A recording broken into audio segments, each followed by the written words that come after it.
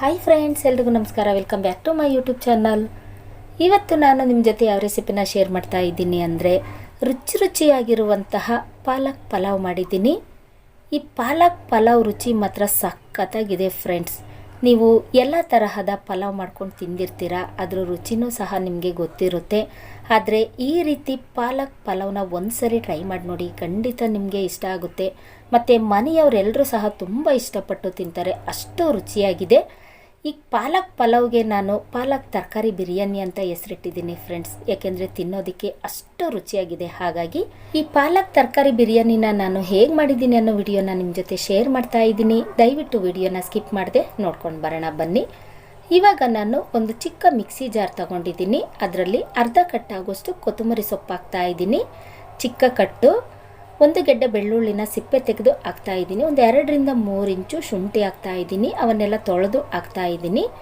4 ಲವಂಗ ಹಾಕ್ತಾ ಇದ್ದೀನಿ, 2 ಪೀಸು ಚಕ್ಕೆ ಹಾಕ್ತಾ ಇದ್ದೀನಿ, ಒಂದು 5-6 ಹಸಿರು ಮೆಣಸಿಕಾಯಿ ಹಾಕ್ತಾ ಇದ್ದೀನಿ. ಒಂದು ಕಟ್ಟು ಪಾಲಕ್ ಸೊಪ್ಪನ್ನು ನಾನು ಬೇಯಿಸಿಟ್ಕೊಂಡಿದ್ದೆ, ಅದನ್ನು ಹಾಕ್ತಾ ಇದ್ದೀನಿ. ನಿಮಗೆ ಎಷ್ಟು ಬೇಕೋ ಅಷ್ಟು ಪಾಲಕ್ ಸೊಪ್ಪನ್ನು ನೀವು ಹಾಕ್ಕೊಳ್ಳಿ. ಇವಾಗ ಇದನ್ನು ಪೂರ್ತಿ ನೈಸ್ ಆಗೋವರೆಗೂ ರುಬ್ಕೊಳ್ತಾ ಇದ್ದೀನಿ. ತರ್ತರಿ ಆಗೋ ಹಾಗೆ ರುಬ್ಕೊಳ್ತಾ ಇಲ್ಲ, ಪೂರ್ತಿ ನೈಸ್ ಆಗೋವರೆಗೂ ರುಬ್ಕೊಳ್ತಾ ಇದ್ದೀನಿ. ಯಾವ ಥರ ರುಬ್ಕೊಂಡಿದ್ದೀನಿ ಅಂತ ತೋರಿಸ್ತಾ ಇದ್ದೀನಿ ನೋಡಿ. ಇವಾಗ ಅದನ್ನು ರುಬ್ಬಿದ್ದಾಯಿತು. ಅದಾದ ನಂತರ ನಾನಿಲ್ಲಿ ಸ್ಟವ್ ಮೇಲೆ ಒಂದು 5 ಲೀಟರ್ ಕುಕ್ಕರ್ ಇಟ್ಕೊಂಡಿದ್ದೀನಿ. ಅದರಲ್ಲಿ 4-5 ಸ್ಪೂನ್ ಆಗೋಷ್ಟು ಎಣ್ಣೆ ಹಾಕ್ತಾ ಇದ್ದೀನಿ. ಆನಂತರ 4 ಲವಂಗ ಹಾಕ್ತಾ ಇದ್ದೀನಿ, ಒಂದು 2-3 ಪೀಸು ಚಕ್ಕೆ ಹಾಕ್ತಾ ಇದ್ದೀನಿ, 2 ಏಲಕ್ಕಿ ಹಾಕ್ತಾ ಇದ್ದೀನಿ, 2 ಪಲಾವ್ ಎಲೆ ಹಾಕ್ತಾ ಇದ್ದೀನಿ. ಇವಿಷ್ಟು ಚೆನ್ನಾಗಿ ಫ್ರೈ ಆಗಬೇಕು ನೋಡಿ, ಚೆನ್ನಾಗಿ ಫ್ರೈ ಆಗ್ತಾ ಇದೆ. ಅದಾದ ನಂತರ ನಾನಿಲ್ಲಿ ಮೀಡಿಯಮ್ ಸೈಜ್ 2 ಈರುಳ್ಳಿನ ಈ ರೀತಿ ಉದ್ದುದ್ದವಾಗಿ ಕಟ್ ಮಾಡಿ ಹಾಕ್ತಾ ಇದ್ದೀನಿ.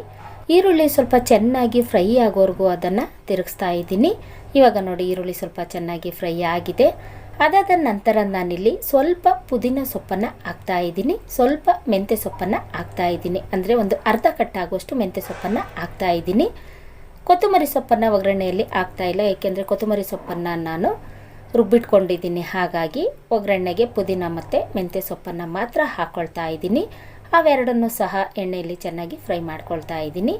ಅದಾದ ನಂತರ ನಾನಿಲ್ಲಿ ಮೀಡಿಯಮ್ ಸೈಜ್ 2 ಟೊಮೊಟೊ ಹಾಕ್ತಾ ಇದ್ದೀನಿ, ಈ ರೀತಿ ಉದ್ದವಾಗಿ ಕಟ್ ಮಾಡಿ ಹಾಕ್ತಾ ಇದ್ದೀನಿ. ಅದಾದ ನಂತರ ನಾನಿಲ್ಲಿ ಸ್ವಲ್ಪ ಬೀನ್ಸ್ ಹಾಕ್ಕೊಳ್ತಾ ಇದ್ದೀನಿ. ಮೀಡಿಯಮ್ ಸೈಜ್ ಒಂದು ಆಲೂಗೆಡ್ಡೆನ ಸಿಪ್ಪೆ ತೆಗೆದು ಈ ರೀತಿ ಚಿಕ್ಕದಾಗಿ ಕಟ್ ಮಾಡಿ ಹಾಕ್ತಾ ಇದ್ದೀನಿ. ಮೀಡಿಯಮ್ ಸೈಜ್ 1 ನವಿಲುಕೋಸು ಹಾಕ್ತಾ ಇದ್ದೀನಿ. 2 ಕ್ಯಾರೆಟನ್ನು ಈ ರೀತಿ ಚಿಕ್ಕದಾಗಿ ಕಟ್ ಮಾಡಿ ಹಾಕ್ಕೊಳ್ತಾ ಇದ್ದೀನಿ. ಹಸಿ ಬಟಾಣಿನ ಹಾಕ್ಕೊಳ್ತಾ ಇದ್ದೀನಿ. ನಿಮಗೆ ಹಸಿ ಬಟಾಣಿ ಇಲ್ಲ ಅಂದರೆ ನೀವು ಒಣಗಿರುವಂತಹ ಬಟಾಣಿನೂ ಸಹ ನೆನೆಸಿ ಹಾಕ್ಕೋಬಹುದು. ಅರ್ಧ ಭಾಗ ನಿಂಬೆ ರಸನ ಹಾಕ್ತಾ ಇದ್ದೀನಿ. ಪಲಾವ್ ಮಾಡುವಾಗ ನಾವು ಟೊಮೊಟೊನ ಕಮ್ಮಿ ಹಾಕಿ ಸ್ವಲ್ಪ ನಿಂಬೆ ರಸನ ಹಾಕೋದ್ರಿಂದ ರುಚಿ ಸಖತ್ತಾಗಿರುತ್ತೆ. ಹಾಗಾಗಿ ಇವಾಗ ಅರ್ಧ ಸ್ಪೂನ್ ಆಗುವಷ್ಟು ಅರಿಶಿಣದ ಪುಡಿ ಹಾಕ್ತಾ ಇದ್ದೀನಿ. ರುಚಿಗೆ ತಕ್ಕಷ್ಟು ಉಪ್ಪು ಹಾಕ್ತಾ ಇದ್ದೀನಿ. ನಿಮಗೆ ಎಷ್ಟು ತರಹದ ತರಕಾರಿ ಬೇಕು ಅಷ್ಟು ತರಹದ ತರಕಾರಿನ ನೀವು ಹಾಕ್ಕೊಳ್ಳಿ. ಪಲಾವ್ ಮಾಡುವಾಗ ತರಕಾರಿನ ಜಾಸ್ತಿ ಹಾಕಿ ಪಲಾವ್ ಮಾಡೋದ್ರಿಂದ ಪಲಾವ್ ರುಚಿ ತುಂಬಾ ಚೆನ್ನಾಗಿರುತ್ತೆ. ಹಾಗಾಗಿ ಇವಾಗ ನಾನು ರುಬ್ಬಿಟ್ಕೊಂಡಿದ್ದಂತಹ ಮಸಾಲನ ಅದರಲ್ಲಿ ಹಾಕ್ತಾ ಇದ್ದೀನಿ. ಇದಕ್ಕೆ ನೀರು ಹಾಕ್ತಾ ಇಲ್ಲ. ಮಸಾಲೆ ಹಾಕಿದ ನಂತರ ನಾನಿಲ್ಲಿ ಅದನ್ನು ಚೆನ್ನಾಗಿ ತಿರುಗಿಸಿ ಅದನ್ನು ಒಂದು ಕುದಿ ಬರೋವರೆಗೂ ಕುದಿಸ್ಕೊಳ್ತಾ ಇದ್ದೀನಿ. ಕುಕ್ಕರ್ ಮುಚ್ಚಳನ್ನು ಉಲ್ಟಾ ಮಾಡಿ ಮುಚ್ಚಿ ಅದನ್ನು ಚೆನ್ನಾಗಿ ಕುದಿಸ್ಕೊಳ್ತಾ ಇದ್ದೀನಿ. ತಕ್ಷಣ ನಾವು ಅಕ್ಕಿ ಹಾಕೋದ್ರಿಂದ ರುಚಿ ಅಷ್ಟು ಚೆನ್ನಾಗಿರೋದಿಲ್ಲ. ತರಕಾರಿನ ಮಸಾಲೆಯಲ್ಲಿ ಈ ರೀತಿ ಚೆನ್ನಾಗಿ ಕುದಿಯೋದಕ್ಕೆ ಬಿಡಬೇಕು, ಆವಾಗ ಪಲಾವ್ ರುಚಿ ತುಂಬಾ ಚೆನ್ನಾಗಿರುತ್ತೆ. ಹಾಗಾಗಿ ಇವಾಗ ಚೆನ್ನಾಗಿ ಕುದಿ ಬರ್ತಾ ಇದೆ ನೋಡಿ, ಅದನ್ನು ತಿರುಗಿಸ್ತಾ ಇದ್ದೀನಿ. ಅದರಲ್ಲಿ ನೀರು ಸ್ವಲ್ಪ ಬಿಟ್ಟಿರುತ್ತೆ ನೋಡಿ.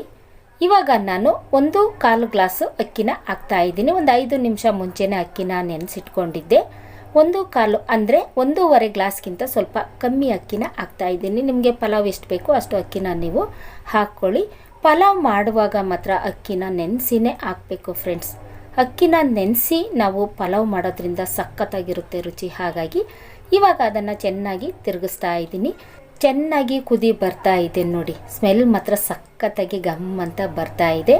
ಇವಾಗ 1/4 ಗ್ಲಾಸ್ ಅಕ್ಕಿಗೆ ನಾನಿಲ್ಲಿ 2.5 ಗ್ಲಾಸು ನೀರು ಹಾಕ್ತಾ ಇದ್ದೀನಿ.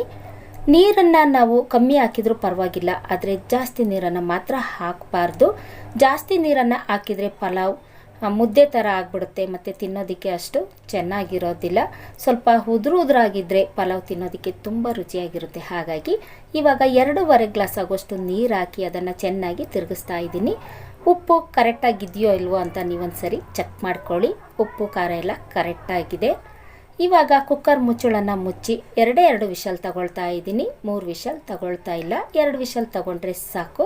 ಇವಾಗ 2 ವಿಷಲ್ ಬಂದಿದೆ ಫ್ರೆಂಡ್ಸ್. ಕುಕ್ಕರ್ನ ಕೆಳಗಡೆ ಇಳಿಸಿ ತಣ್ಣಗಾಗೋದಕ್ಕೆ ಬಿಟ್ಟಿದ್ದೆ. ಇವಾಗ ಕುಕ್ಕರ್ನಲ್ಲಿರೋ ವಿಷಲ್ನ ನಾನು ತೆಗಿತಾ ಇದ್ದೀನಿ. ಸ್ಮೆಲ್ ಮಾತ್ರ ಸಖತ್ತಾಗಿ ಗಮ್ ಅಂತ ಬರ್ತಾ ಇದೆ. ವಿಷಲ್ ಬರುವಾಗಲೇ ಗೊತ್ತಾಗ್ಬಿಡುತ್ತೆ ಪಲಾವ್ ಚೆನ್ನಾಗಿದೆಯೋ ಇಲ್ವೋ ಅಂತ. ಸ್ಮೆಲ್ ಮಾತ್ರ ಸಖತ್ತಾಗಿ ಗಮ್ ಅಂತ ಬಂತು. ರುಚಿನೂ ಅಷ್ಟೇ ಚೆನ್ನಾಗಿರುತ್ತೆ. ಇವಾಗ ನಾನು ಕುಕ್ಕರ್ ಮುಚ್ಚಳನ ತೆಗೆದು ತೋರಿಸ್ತಾ ಇದ್ದೀನಿ ನೋಡಿ ಫ್ರೆಂಡ್ಸ್. ಪಾಲಕ್ ತರಕಾರಿ ಬಿರಿಯಾನಿ ಸೂಪರಾಗಿ ರೆಡಿಯಾಗಿದೆ. ನೀವು ಎಲ್ಲ ತರಹದ ಪಲಾವ್ನ ಮಾಡಿಕೊಂಡು ತಿಂದಿರ್ತೀರ, ಆದರೆ ಈ ರೀತಿ ಪಾಲಕ್ ತರಕಾರಿ ಬಿರಿಯಾನಿನ ಒಂದ್ಸರಿ ಟ್ರೈ ಮಾಡಿ ನೋಡಿ. ಖಂಡಿತ ನಿಮಗೆ ಇಷ್ಟ ಆಗುತ್ತೆ. ಮತ್ತು ಮನೆಯವರೆಲ್ಲರೂ ಸಹ ತುಂಬ ಇಷ್ಟಪಟ್ಟು ತಿಂತಾರೆ. ಲಂಚ್ ಬಾಕ್ಸಿಗೂ ನನಗೆ ಇದನ್ನೇ ಕೊಡಿ ಅಂತ ಕೇಳ್ತಾರೆ. ಅಷ್ಟು ರುಚಿಯಾಗಿರುತ್ತೆ ಫ್ರೆಂಡ್ಸ್. ಈ ಥರ ಪಲಾವ್ ಮಾಡೋದು ಜಾಸ್ತಿ ಟೈಮ್ ಏನು ತಗೊಳ್ಳೋದಿಲ್ಲ ಫ್ರೆಂಡ್ಸ್. ತರಕಾರಿನೆಲ್ಲ ನಾವು ಮೊದಲೇ ಹೆಚ್ಚಿಟ್ಕೊಂಡು ಮಾಡೋದ್ರಿಂದ ಒಂದು 10 ನಿಮಿಷದಲ್ಲಿ ಪಲಾವ್ನ ನಾವು ರೆಡಿ ಮಾಡಬಹುದು. ಇವಾಗ ಅದನ್ನು ನಾನು ಒಂದು ಪ್ಲೇಟಲ್ಲಿ ಹಾಕ್ಕೊಂಡು ರುಚಿ ನೋಡ್ತಾ ಇದ್ದೀನಿ. ಅದಕ್ಕೆ ಸ್ವಲ್ಪ ತುಪ್ಪ ಹಾಕ್ಕೊಂಡು ತಿನ್ನೋದ್ರಿಂದ ಸಖತ್ತಾಗಿರುತ್ತೆ ರುಚಿ ಮಾತ್ರ. ಇವಾಗ ಅದನ್ನು ನಾನು ರುಚಿ ನೋಡ್ತಾ ಇದ್ದೀನಿ. ತಿನ್ನೋದಕ್ಕೆ ಮಾತ್ರ ಸಖತ್ತಾಗಿದೆ ರುಚಿ. ನೋಡಿದ್ರಲ್ಲ ಫ್ರೆಂಡ್ಸ್, ನಾನು ತರಕಾರಿ ಪಾಲಕ್ ಬಿರಿಯಾನಿನ ಹೇಗೆ ಮಾಡಿದ್ದೀನಿ ಅಂತ. ನೀವು ನಿಮ್ಮ ಮನೆಯಲ್ಲಿ ಈ ರೀತಿ ಬಿರಿಯಾನಿನ ಒಂದ್ಸರಿ ಟ್ರೈ ಮಾಡಿ ನೋಡಿ. ಖಂಡಿತ ನಿಮಗೆ ಇಷ್ಟ ಆಗುತ್ತೆ.